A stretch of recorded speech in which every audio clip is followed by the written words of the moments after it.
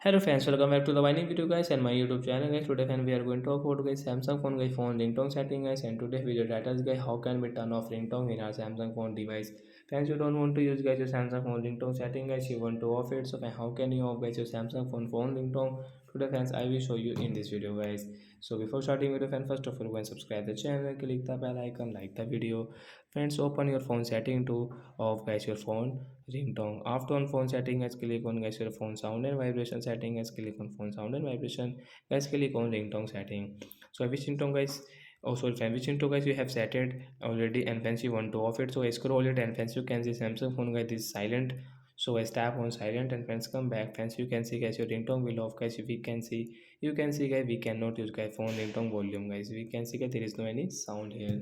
So like that guys, you can turn off your phone ringtone in your Samsung phone device. So bye bye friends, thanks for watching the video guys.